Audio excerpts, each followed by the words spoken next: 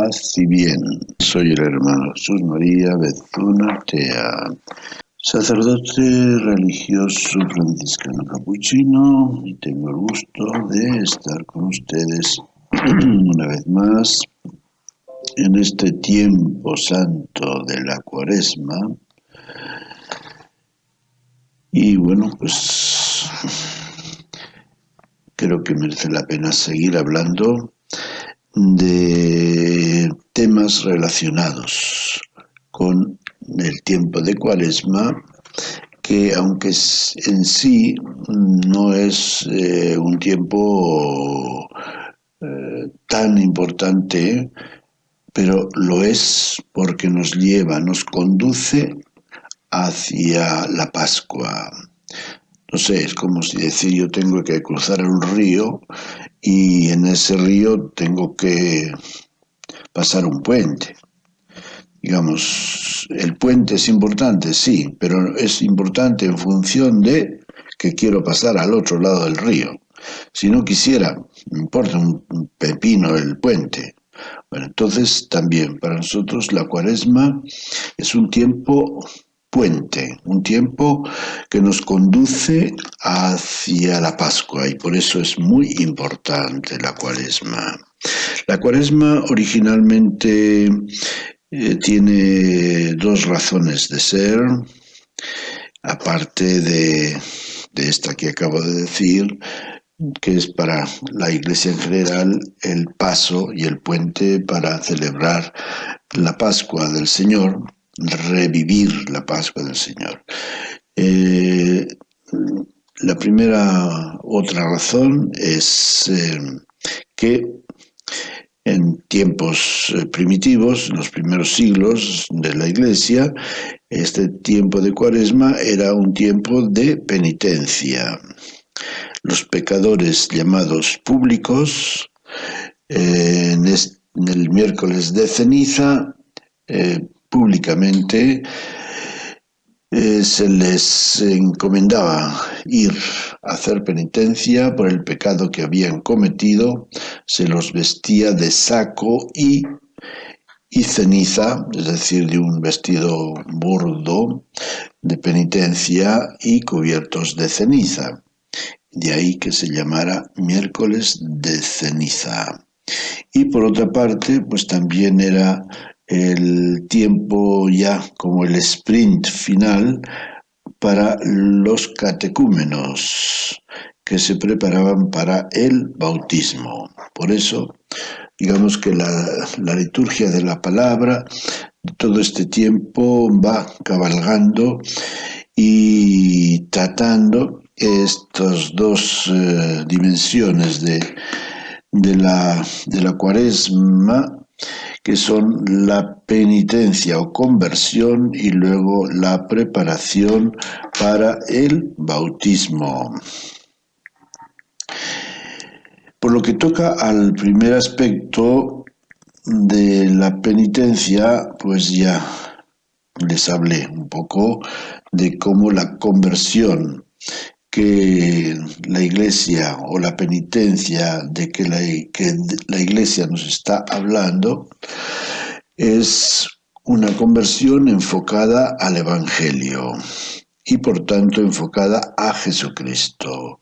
No es una conversión ascética ni puramente moral, sino una conversión que nos lleve al encuentro con Cristo, que es obviamente el camino del catecumenado. Lleva al encuentro con Jesucristo a través del bautismo para comenzar una nueva etapa en su vida, la etapa en la que escogemos al nuevo Adán, Jesucristo, para seguir en la línea de su vida y de su conducta, dejando atrás a los valores, por así llamarlos, del viejo Adán, cuyo desvalor, digamos, cuya característica es la desobediencia, la rebeldía, como ya lo comentamos, creo, en otra ocasión.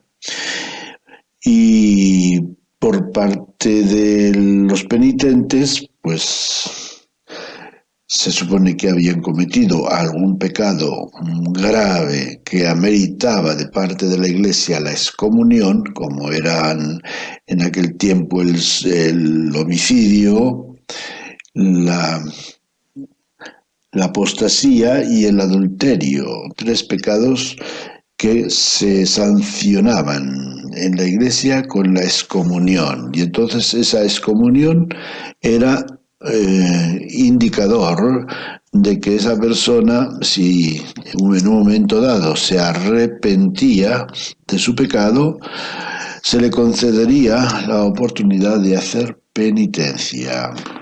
Y esa penitencia pues consistiría precisamente en llegar a un momento en el que renovara sus promesas del bautismo y quisiera comenzar una vida nueva, porque pues no iba a tener otra oportunidad. Digamos que en ese tiempo quien reincidía ya quedaba excomulgado definitivamente, ¿no? Bueno, pues hoy día a veces escuchamos y pensamos que la Iglesia es dura en algunas sanciones, pero en aquel tiempo era todavía más dura, lo cual, pues, digamos que no que excuse a nuestro tiempo, sino que podemos decir que no, que hoy día la Iglesia es bastante cuidadosa en las sanciones que da. Bueno, son otros tiempos muy distintos, claro está, porque hoy, desafortunadamente, a muchos cristianos católicos les importa un bledo el que la Iglesia les excomulgue, porque ya ellos están excomulgados. Es decir, un cristiano que no tiene relación con la Iglesia, que no recibe los sacramentos desde hace años, pues obviamente que está excomulgado. Y excomulgado en el sentido real y práctico de la palabra, es decir, no tiene comunión con la Iglesia, no le interesa siquiera, ¿no? Y de hecho ha habido algunos que han sido todavía más radicales en eso y se han atrevido a pedir que borraran su nombre de los libros bautismales. Bueno, por una parte podemos decir que son actitudes coherentes y por otra prejuiciosas, temerarias, porque posiblemente esas personas no se han molestado en conocer realmente el sentido que podría tener para ellos el ser cristianos, el haber sido bautizados. Simplemente se han encontrado en un ambiente en el cual pues no tenía sentido para ellos ser cristiano. No habían recibido una educación que les hubiera concientizado sobre el particular y pues sí, lógicamente del punto de vista humano les ha parecido oportuno para qué pertenecer a una sociedad, para qué ser miembro de una sociedad en la cual no me siento que pertenezco ni me interesa que pertenecer. Bueno, lamentable de todas maneras. Bueno, pues entonces partiendo de estos dos puntos que van a concluir ambos en las promesas del bautismo y en el bautismo, en el caso de los penitentes, en las promesas renovadas del bautismo y en el caso de los catecúmenos, en el bautismo propiamente dicho. Entonces, el domingo anterior a domingo tercero de Cuaresma, nos ofreció la oportunidad de escuchar la historia de la samaritana. Obviamente que esta historia está relacionada directamente con la teología y la espiritualidad del bautismo, tanto por lo referente al agua de la cual Jesús le habla a la samaritana, que él tiene un agua que salta hasta la vida eterna, de que si conocieras el don de Dios y quién es el que te dice, dame de beber, tú le pedirías de esa agua que él tiene y él te la daría con mucho gusto. Y finalmente, pues después de esta conversación catequética de Jesús con la mujer, concluye la mujer diciendo, ya sé que va a venir el Mesías, es decir, Cristo. Cuando venga, Él nos dará razón de todo. Y Jesús le dijo, soy yo el que habla contigo. Y bueno,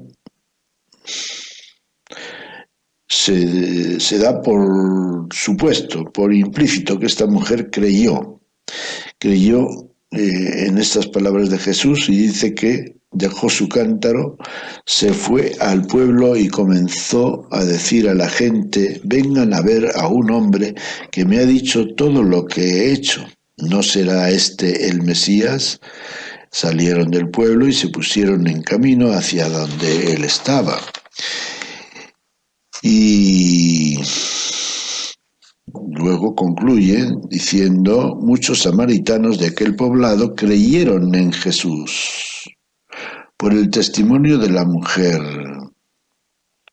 Pero cuando llegaron a donde él estaba, le rogaban que se quedara con ellos, y se quedó 2 días. Muchos más creyeron en él al oír su palabra, de tal manera que le decían a la mujer, ya no creemos por lo que tú nos has contado, pues nosotros mismos lo hemos oído y sabemos que él es de verdad el Salvador del mundo. No solamente el Mesías, tal como los judíos lo podían imaginar como su liberador, sino el Salvador del mundo. Bueno, esto pues nos indica cómo el bautismo tiene como centro la opción por Cristo.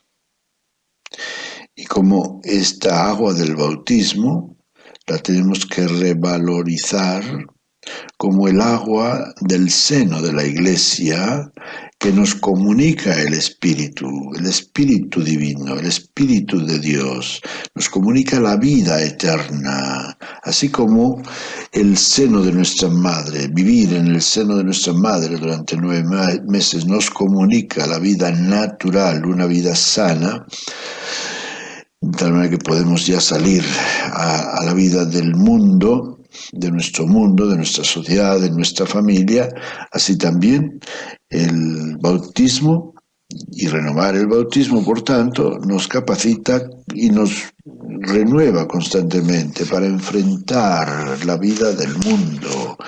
Y pues, hermanos y hermanas, ustedes se dan cuenta de que cada día, cada año, podríamos decir, tiene más incidencia, más importancia y más necesidad el renovar nuestras promesas del bautismo. ¿Por qué? Porque el ambiente social en que vivimos, sobre todo en las grandes ciudades, cada día es menos cristiano. Cada día es más pagano, cada día está más secularizado, cada día es más campo de batalla entre el bien y el mal, y más parece que el enemigo fuera conquistando terreno, ¿verdad? Porque cada vez más cunde en el mundo la mentira, la hipocresía, la guerra y tantos males que aquejan y amenazan a nuestra humanidad. Por ello, nosotros, como cristianos, tenemos que tomar conciencia viva y sentirnos responsables, muy responsables de dar testimonio de todo esto que supone el bautismo. Una vida nueva, nacer de nuevo, por la gracia de Dios, recibiendo el bautismo de Jesús, que es fuerza divina y que va a ser para nosotros el compañero, el maestro, el abogado, el consolador, el que nos lleva al conocimiento de la verdad total, completa. Bueno, pues tengamos en cuenta esta imagen del agua, importante para nosotros, tanto del punto de vista del bautismo que hemos recibido, como del agua como elemento sustancial de la vida. Es decir, que así como nosotros no podemos vivir, nuestra vida natural, corporal, no puede subsistir sin agua, pues digamos que nuestra vida espiritual tampoco se puede mantener vigente, comprometida, si no vivimos a tope la espiritualidad bautismal. Esa agua ya la recibimos y se convirtió en nosotros, nos dice Jesús en el Evangelio de San Juan, se convierte en un torrente de agua que obviamente pues no solamente nos beneficia a nosotros, sino también va a beneficiar a quienes están en nuestro derredor. Leemos esto en el Evangelio de San Juan capítulo 7, versículo 37. Jesús, de pie ante la muchedumbre, afirmó solemnemente: si alguien tiene sed, que venga a mí y beba. Como dice la Escritura, de lo más profundo de todo aquel que crea en mí, brotarán ríos de agua viva. Decía esto refiriéndose al Espíritu que recibirían los que creyeran en él. Y es que aún no había sido dado el Espíritu porque Jesús no había sido glorificado. Entonces, pero quienes crean en Él, después de su resurrección como Señor Salvador, recibirán este Espíritu, dice, que se convertirá, que producirá en nosotros, en nuestro corazón, en nuestra alma, ríos de agua viva, torrentes de agua viva que pueden fecundar, por supuesto, nuestra propia vida y la vida de la Iglesia y la vida de la sociedad en la cual nosotros vivamos. Bien, de aquí quiero pasar al pasaje evangélico de el ayer martes, donde se nos narra la historia de un hombre que estaba allí a la vera de la piscina de Bethesda, y que, bueno, pues resulta que de vez en cuando, dice la historia, el ángel bajaba, el ángel del Señor descendía sobre la piscina, se agitaba el agua y el primero que entraba pues se quedaba curado. No sé si, bueno, seguramente que muchos de ustedes no tuvieron la oportunidad de escuchar este pasaje porque no pudieron participar en la Eucaristía, así que se lo voy a recordar brevemente. Dice, pues hay en Jerusalén, junto a la Puerta de las Ovejas, una piscina llamada Bethesda, con 5 pórticos, bajo los cuales yacía una multitud de enfermos, ciegos, cojos y paralíticos que esperaban la agitación del agua. Porque el ángel del Señor descendía de vez en cuando a la piscina, agitaba el agua y el primero que entraba en la piscina, después de que el agua se agitaba, quedaba curado de cualquier enfermedad que tuviera. Entre ellos estaba un hombre que llevaba 38 años enfermo. Al verlo ahí tendido y sabiendo que ya llevaba mucho tiempo en tal estado, Jesús le dijo: ¿quieres curarte? Le respondió el enfermo: Señor, no tengo a nadie que me meta en la piscina cuando se agita el agua. Cuando logro llegar, y a otro ha bajado antes que yo. Jesús le dijo: levántate, toma tu camilla y vete. Al momento el hombre quedó curado. Tomó su camilla y se puso a andar. Pero aquel día era sábado. Así que los judíos le dijeron que no le era lícito cargar su camilla. Pero él contestó: el que me curó Me dijo, toma tu camilla y anda. Y ellos le preguntaron, ¿quién es ese que te dijo, toma tu camilla y anda? Él no sabía, no lo conocía. Y Jesús había desaparecido entre la muchedumbre. Más tarde lo encontró Jesús en el templo y le dijo, mira, ya quedaste sano, no peques más. No sea que te vaya a suceder algo peor. Y aquel hombre fue y les contó a los judíos que le habían interrogado y acusado de violar el sábado, que el que lo había curado era Jesús. Era Jesús. Por eso los judíos perseguían a Jesús porque hacía estas cosas en sábado. Bueno, aquel hombre era Jesús.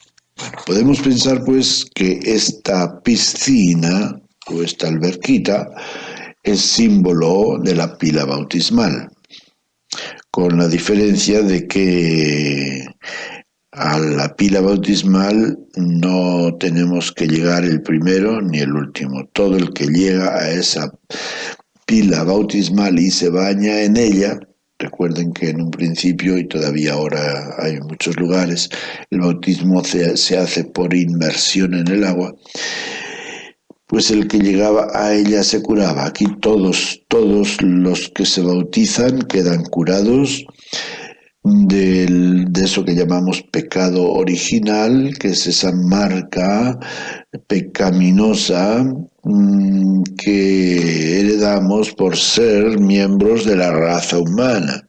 Esa raza humana, que como lo dice San Pablo en el capítulo 5 de la carta a los Romanos, es descendiente de Adán. Es descendiente de Adán, el hombre viejo rebelde contra la voluntad de Dios, que quiere ser como Dios. Y esa marca de rebeldía, pues la llevamos todos hasta que por el bautismo decimos, yo quiero dejar la rebeldía para entrar en la comunión con Dios. Y entonces asumimos la actitud contraria, la actitud de la obediencia, como es la actitud básica de Jesús que viene a este mundo para hacer la voluntad de Dios. Bueno, pues en el caso de este hombre hay un detalle que tenemos que tener en cuenta. Y es que Jesús no le ayuda a entrar en la piscina para que así se cure. Fíjense, él se queja, es que no. Pero cuando yo, bueno, pues podría haberle dicho Jesús, bueno, yo me voy a quedar aquí contigo, a ver si ahora en este rato baja el ángel y toca el agua y yo te ayudo para que seas el primero, no. Simplemente le dice, toma tu camilla y anda. Levántate, toma tu camilla y anda. Sin necesidad de entrar en la piscina. Bueno, pues esto es una imagen del bautismo que significa sencillamente que lo que nos sana, que lo que nos cura, que lo que nos reconcilia, que lo que nos santifica no es el agua, es Cristo. Sin una fe en Cristo, el agua del bautismo no nos haría nada.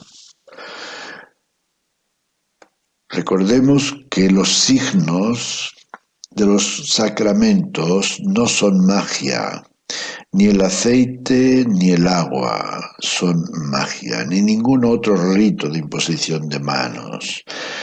Lo que da valor a esos ritos son la fe de la Iglesia y la fe del sujeto que recibe el sacramento. Sin la fe en Jesucristo, sin la fe en el Espíritu Santo, sin la fe en el poder divino de Dios, esos signos externos, fueran el agua o fuera el aceite o fuera la imposición de manos, no servirían de nada.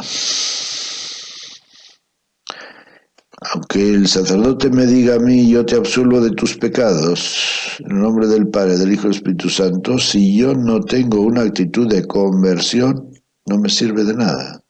Entonces, yo quisiera con esto insistir mucho Para muchos de nuestros cristianos católicos, en que ante todo y sobre todo somos creyentes en Jesús.